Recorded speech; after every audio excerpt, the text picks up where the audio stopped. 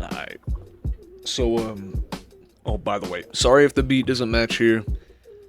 I picked the song for the video based off of my mood. Anyway, today I'm gonna be talking about something that, I only thought of because of a Discord notification from a YouTuber server. And they were talking about, like, no fake responses.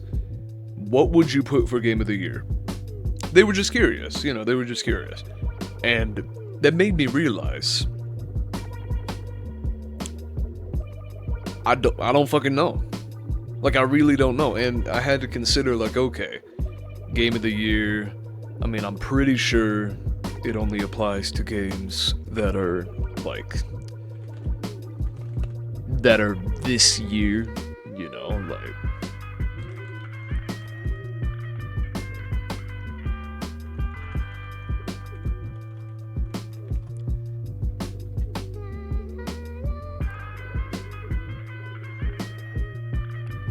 okay, yeah, I'm correct. Sorry about that big pause. I just had to check.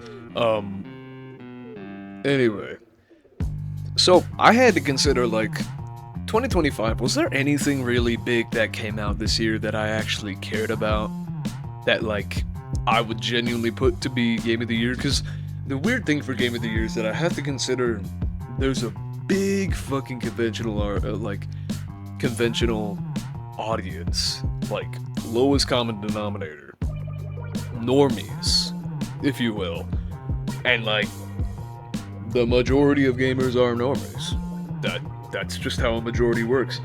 But I really don't want to fucking consider them. Like, I really don't, because half of what they like is just utter, like, almost ass to me. Basically ass, for the most part. Like, Call of Duty Black Ops 6 got so many purchases for no reason.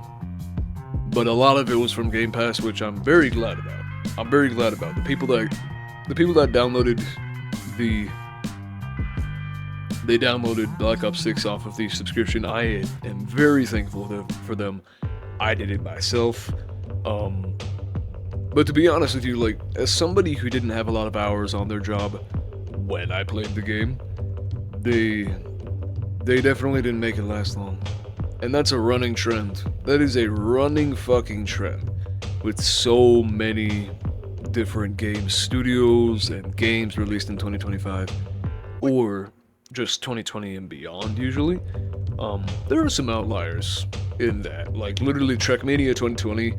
If you like Trackmania at all, it can be one of the most replayable games.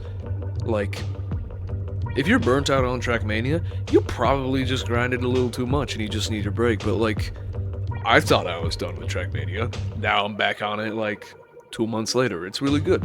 It's a really fucking good game. But apart from that, everything 2020 to 2025, I guess it's gonna be 2026 soon.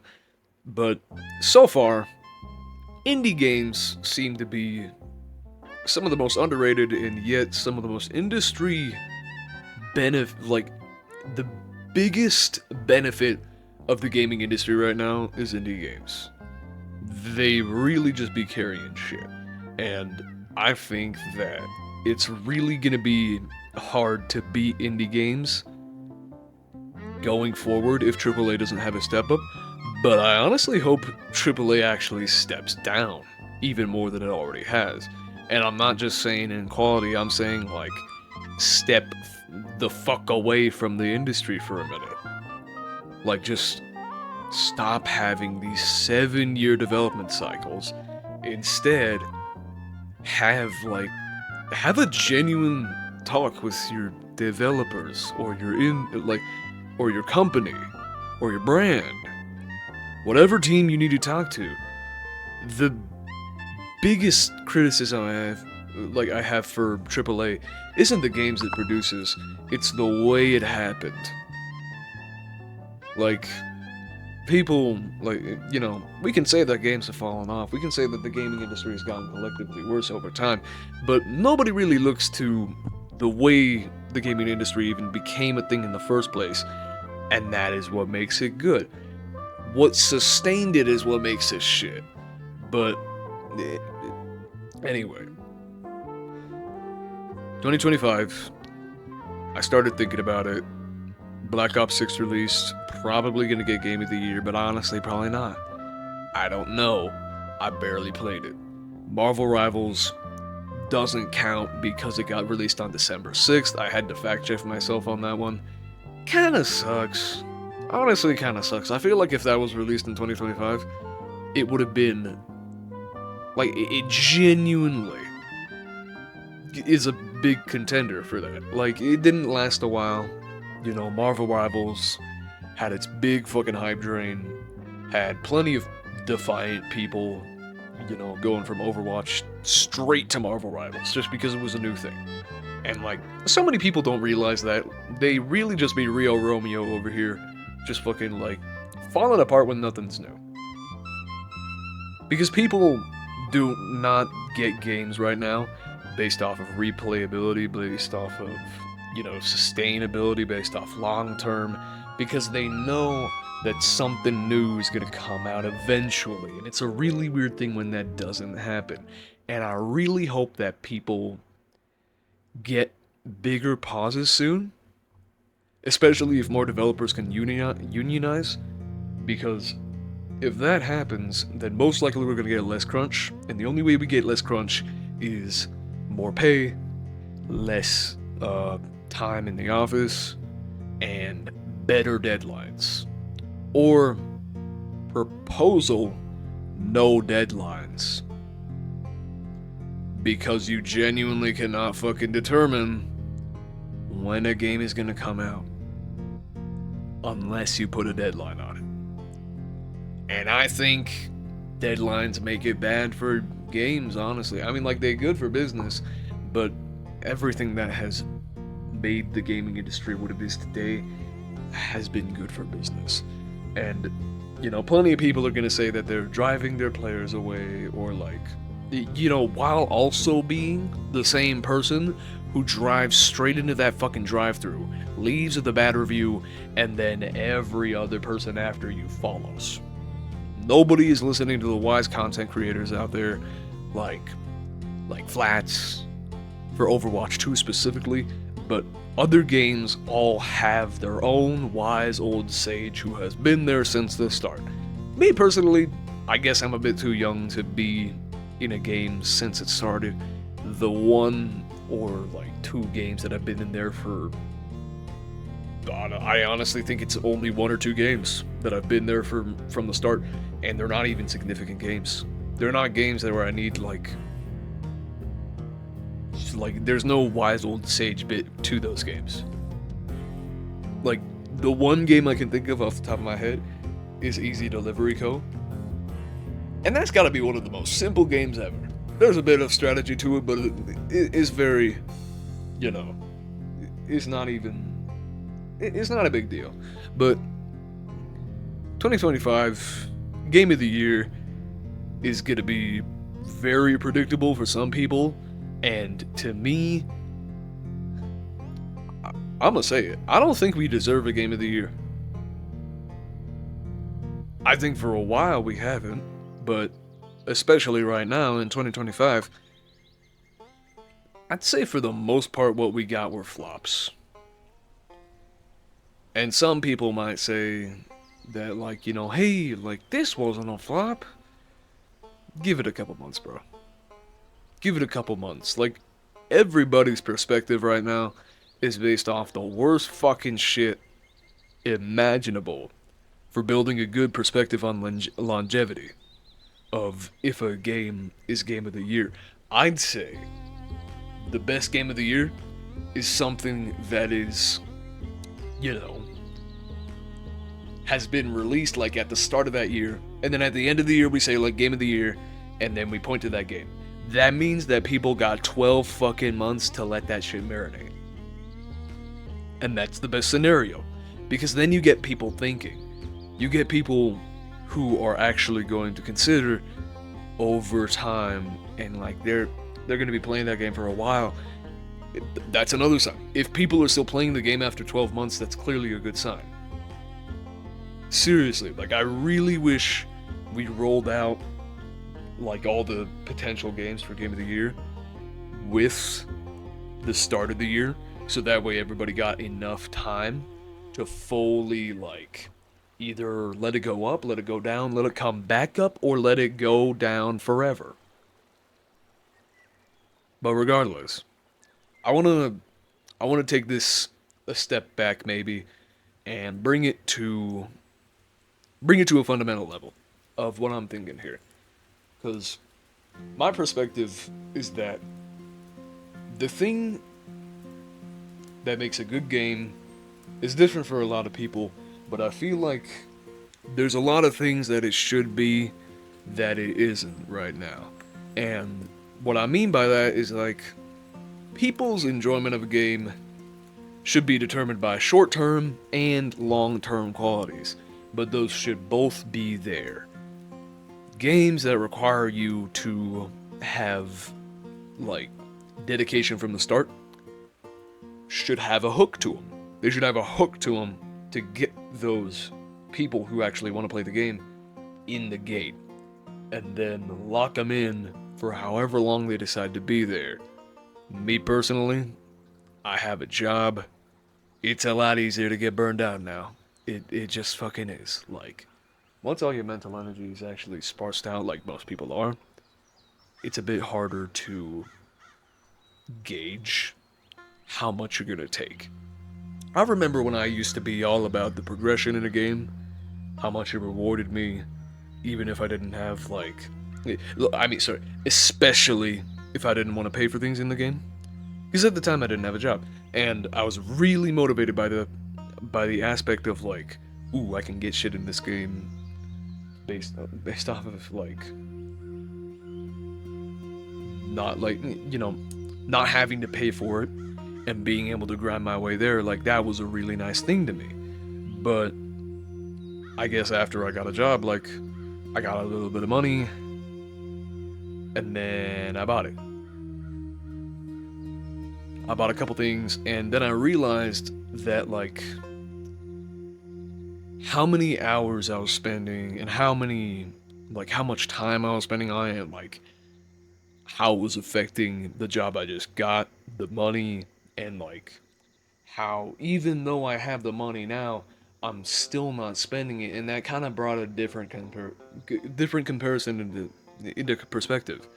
Because if you don't have a job and that motivates you to grind for the things in games where they will let you grind a shit ton for it if you can't pay for it. You'll pay for it with your mental energy and your hours. But some games are strictly based on hours, and some games are strictly based on experience and skill and who's been there first. And those games usually eventually rot for the new players. Like, plenty of veterans will tell you, like, oh shit, yeah, man, this shit is so fun. Like, I've been playing it for years. That's how Titanfall 2 is for a lot of people. Because it actually I remember, I think honestly, I really think it peaked in 2021. Because 2022 it got the DDoS and that got everybody off the fucking wagon. Or it got everybody into it even more because we had Northstar client. And like, now there's a lot of people on Northstar. But even then, we still have a big problem of like people getting too good at the game and the game not really changing. And that is also a big problem. Uh, but people should be able to grind as much as they want and be rewarded for that. But people should also be able to um, get to a minimum baseline in the game's progression. Get to like the minimum of what they did. If they did something there, they should be rewarded for whatever something they did. I'm not saying that like me hopping on Overwatch 1, me hopping on Overwatch 2 and playing one game and like looking around in the hero gallery and then get off, like that really, like, that don't really go for much. I'd say, like, but I'd say that one game means a whole lot less right now in that specific example. Because if you look at the progression system, you've got a 80 game minimum if you want to get all the weekly challenges. And the reason I say all the weekly challenges is because the weekly challenges used to be about not just Battle Pass XP.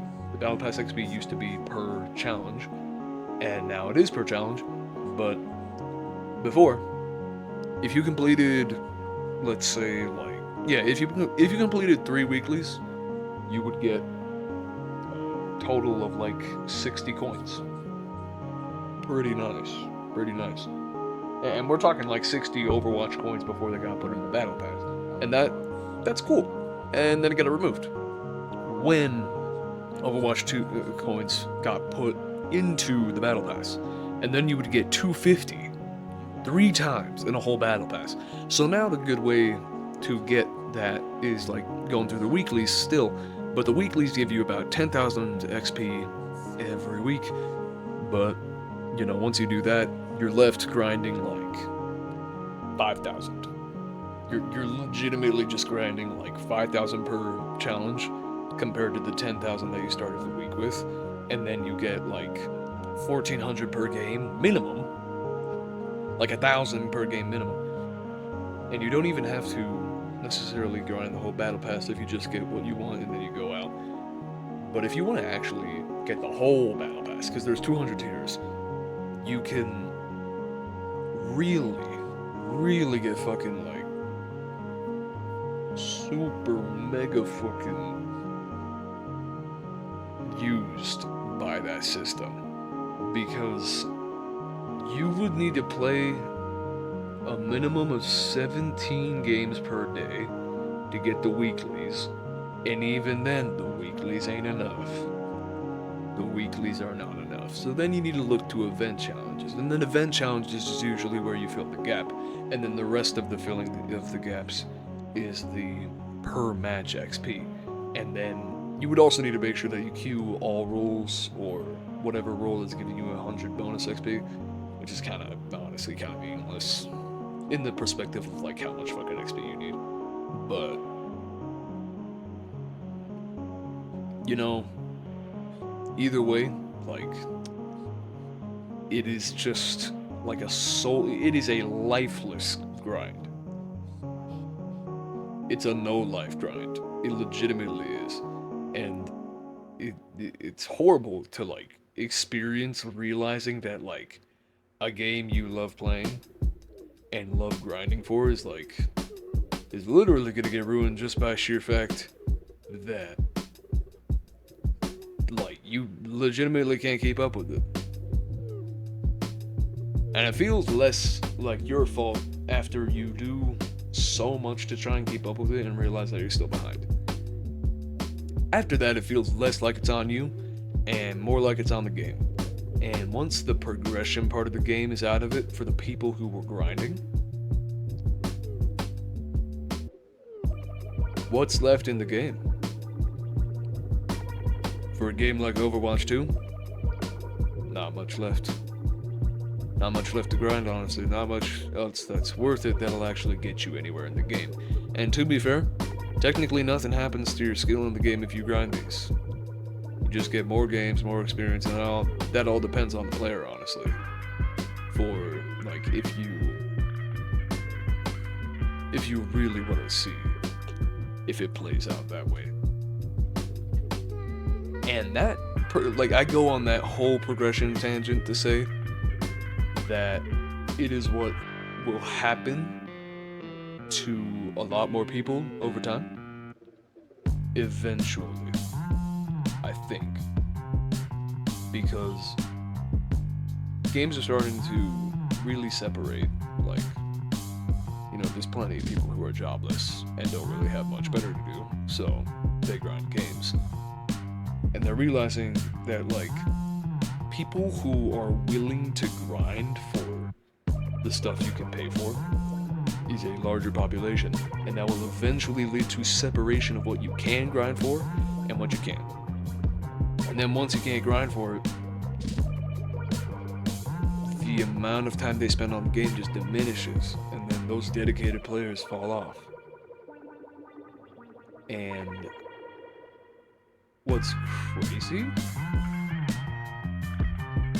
is that there's really no justified motivation for like the way people spend time on these games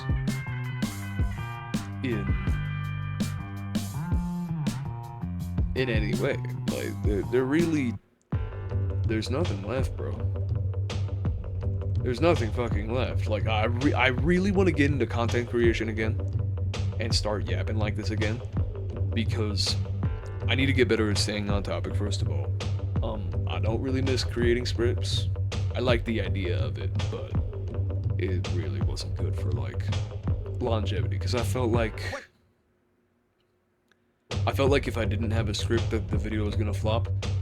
But I'm not even fucking popular enough to be thinking about that. Like every single video is a flop until one pops off and I actually get a population of viewers. But anyway, Game of the Year 2025 is not going to be anything I expect, and it's not going to be, it's probably going to be more so other people's expectations. I'm probably just out of the loop, honestly. Like, video games have just become, like, they have been for a while, just a way to explore personal values for myself on a passion. It's really just been like a personal journey of self-discovery on video games for me, and pretty much nothing else. Like, the fun of it is out of it for me. I think it left when I left console, because once I got into PC, it became way too easy to optimize the mechanical part. So then I got into the game sense part. I got into like knowing the game and doing shit my way, not the optimal way, but just my way, because I could. And then after a while, I think I just stuck to the games that I wanted to. I fucking like hated on anything mainstream, and that was pretty much the grind. In fact, I got into Overwatch 2 because so many people were hating on it. Like, I was the type of person to see people like hating on a game and saying it was bad, and suddenly just like get that game instantly, just to spite people, and also get good at the game, which that's what was fun for me at the time. But being good at a game isn't fun anymore, because it's harder to have fun once you can't like get better at the game in an easy way. And like the progression of getting better at the game is what kept me playing. And honestly, most fucking games today, like the pipeline to getting better at the game for fun is comp. It's literally just competitive, and that is a horrible fucking space. That is a horrible like sphere of gaming. Esports is where those motherfuckers should be going, but they aren't. And what esports needs right now is more players for people to get hyped by. And like, a game that has a competitive scene without an esports scene is just a soft power competitive game where like it's basically a sweat, it's like a sweaty gym of bodybuilding without a single sweat rag in sight or a single shower. There is no outlet for the amount of sweat that just builds up in that space. That is how competitive games feel without an esports, or without some sort of competitive league. Or like, fighting games have Evo. Fighting games are really sweaty by nature, and they just majority of them have like that sort of space. And if it's unpopular, usually it doesn't really matter to people as much if they're good at the game. It's more of a personal motivation than an external one. But you know, regardless, like, now that people have like, I feel like people have reached the end of new ideas for gaming. And I mean that wholeheartedly. Like, I feel like people have genuinely reached the end of every concept and every argument in their brain. Like,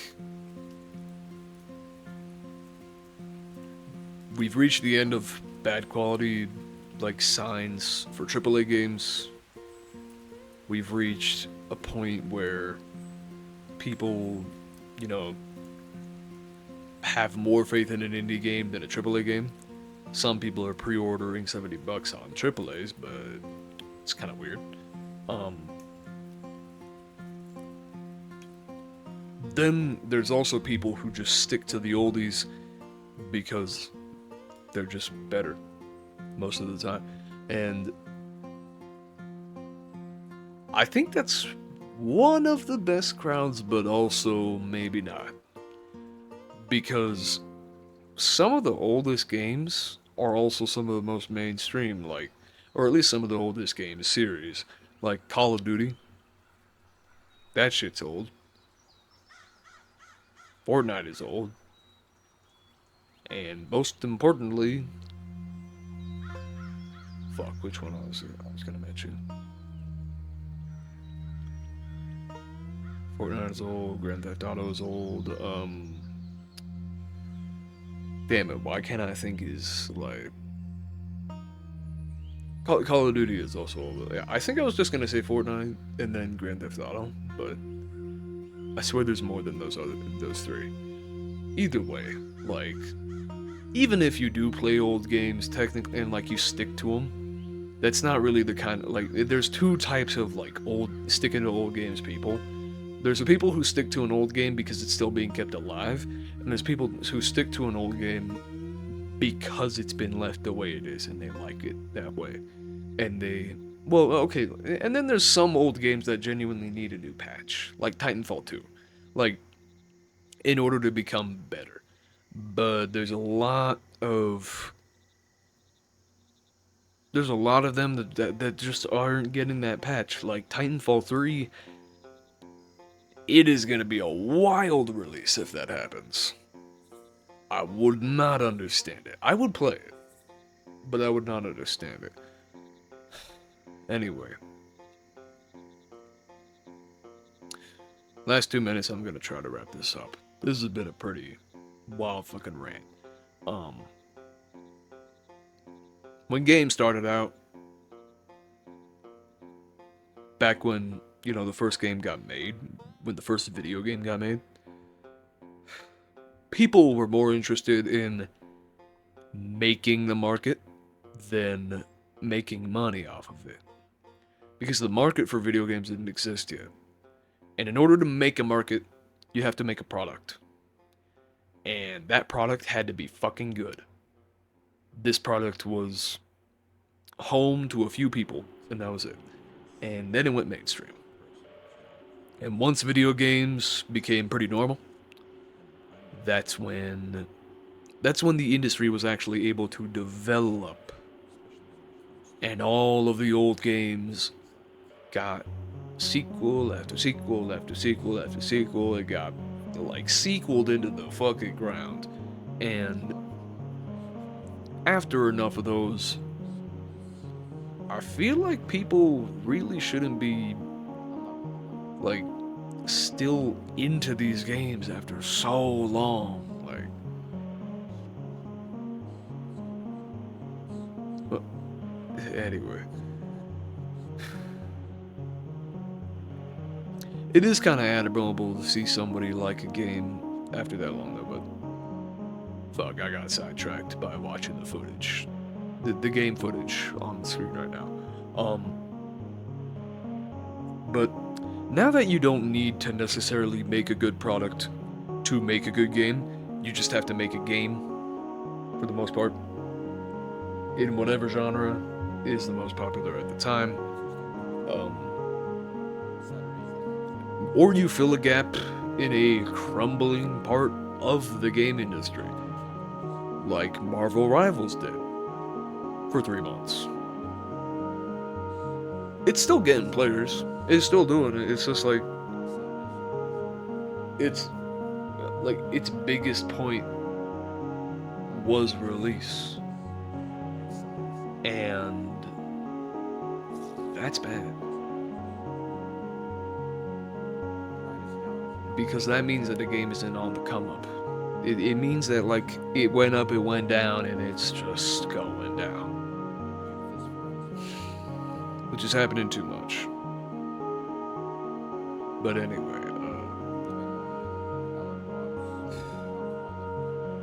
2025 Game of the Year is gonna look like the previous 4 years of Game of the Year, and I'm probably gonna be disappointed by what they pick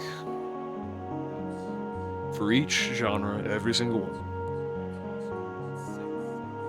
And I will continue to be disappointed by the industry and by how many games get released every year, only to be ass. I'll continue to be personally disappointed at the fact that I can't find a sustainable game for myself, besides the ones that I already have. And I'll forever be depressed that gaining more perspective on gaming is exactly what makes you leave it. And not just what makes you leave it, but what makes you so much more critical and decisive and tasteful compared to everybody else. And you just get these wild takes in your head.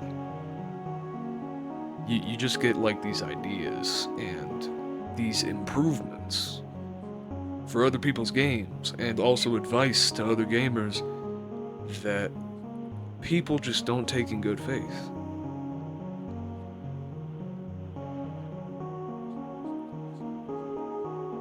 And the more and more you learn about it, the more you realize that nobody knows what they're talking about most of the time.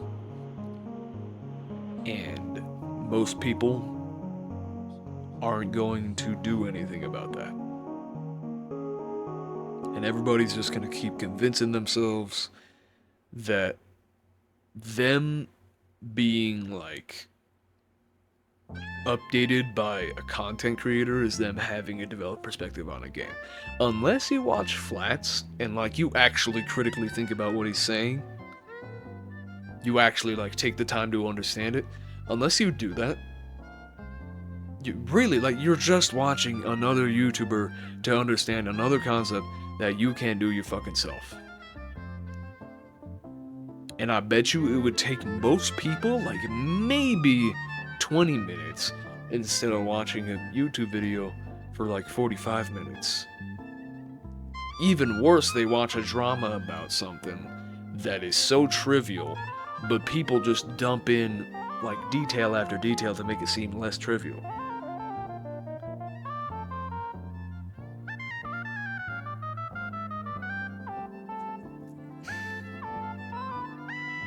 And at the end of this thought process, which I need to stop right now so that way I don't just continue tangent after tangent. This is the reason I wrote scripts in the first place, by the way. I'm labeling some of my videos off script.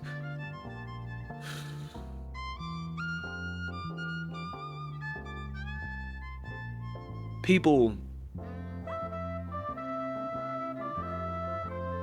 aren't gonna change.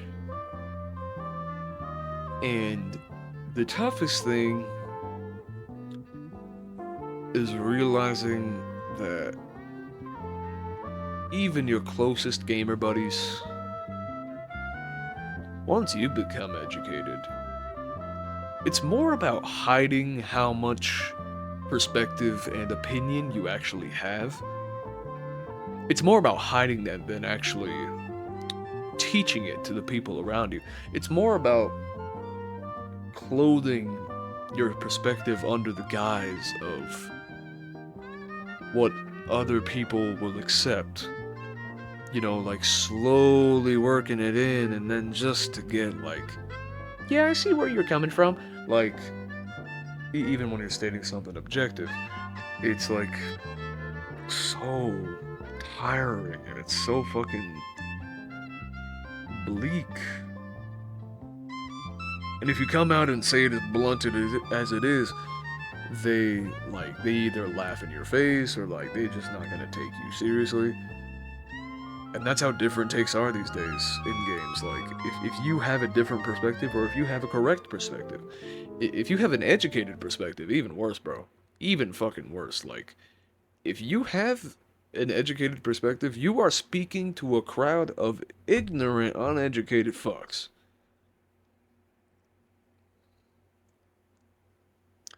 That's why I feel like games are going downhill.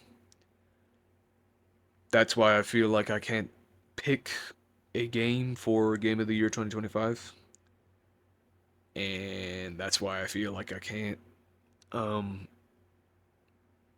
I can't guess what it'll be because it's being decided by the same population that I have tried so hard to separate myself from for good reason. Thank you for coming to my insanely disorganized TED Talk. I don't know how the hell you watched this, but thank you. It means a lot to me if you ever did. And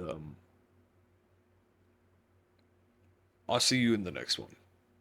Noche privilegiata, no clavedredo.